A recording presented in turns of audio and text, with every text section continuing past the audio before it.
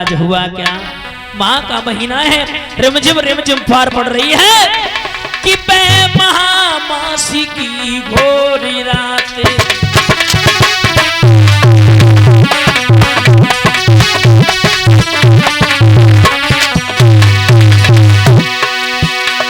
पानी पर पानी आता है वो त्रिभुवन पति सर्दी के मारे,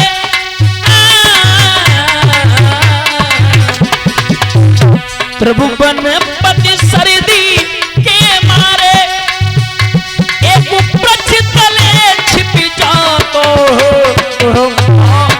मासी की घोर रात।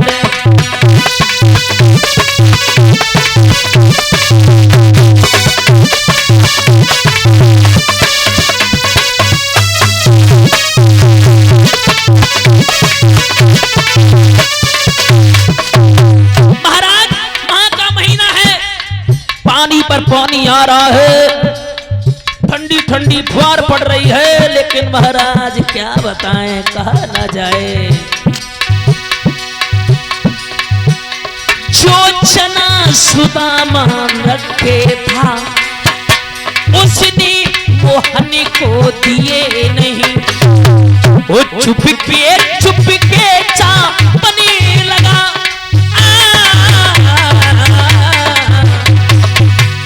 चुप के चापने लगा, वो चना सुदामा रखे था।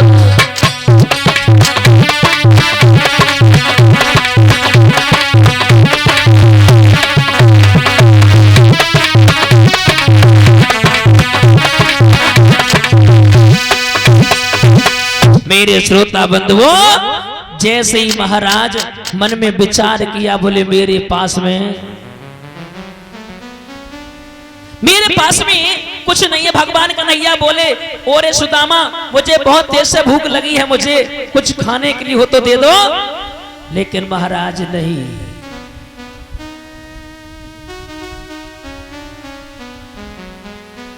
कि बोले भैया क्या रखा है, दांतों को सीती सताता है, इसलिए तुम्हें खाने जैसा कट कट का शब्द सुनाता है।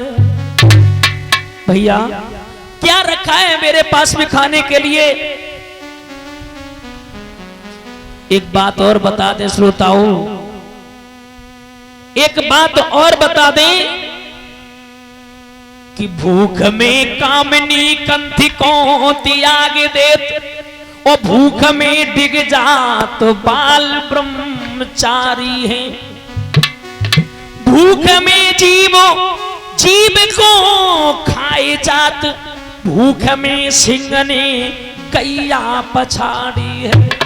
भूख में बड़न को मान घट जात है, और भूख में छोड़ जात पतिव्रता नारी है। महाराज भगवान कन्हैया से दगा कर दिया, जवाब दिया, अरे चुपके से चने को चाव लिया। एक बात और बता दें श्रोताओं, एक बहुत अच्छी बात बता दें, ये चुपके से चना क्यों चबे? एक विद्वान तो ये लिख रहा है कि ये जो चना जो थे चुपके से क्यों चने। लेकिन एक बात एक विद्वान ये भी कह रहा है कि गुर संग कपट मित्र संग चोरी, और क्या होए निर्धन क्या होए। लेकिन एक बात और बताएं श्रोताओं, मित्रता करो तो दूध और पानी जैसी मित्रता करो तो कृष्ण और सुदामा जैसी। सुदामा जी को पता था ये चना श्रापित थे।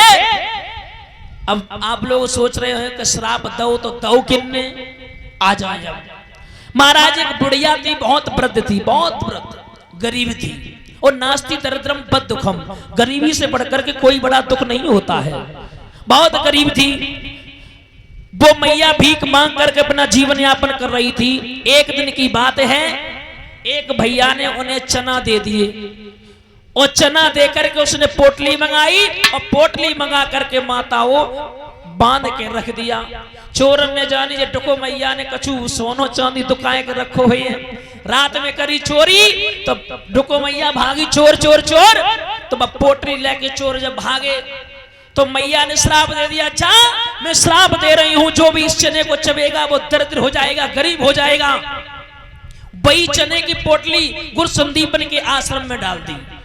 एक विद्वान तो ये कह रहा है कि सुदामा जी ने श्राप देते हुए देख लिया था, मन में विचार किया अगर हम ये चना चब लेंगे ना मेरे श्रोता बंधु गरीब हो जाएंगे, अगर हमारे सामने मेरे कन्हैया अगर गरीब हो गए ना तो कुछ नहीं होगा, हम हो जाएंगे तो मेरा कन्हैया मेरा बेड़ा पार कर देगा। ये चना जो थे श्रोता वो श्रापित थे।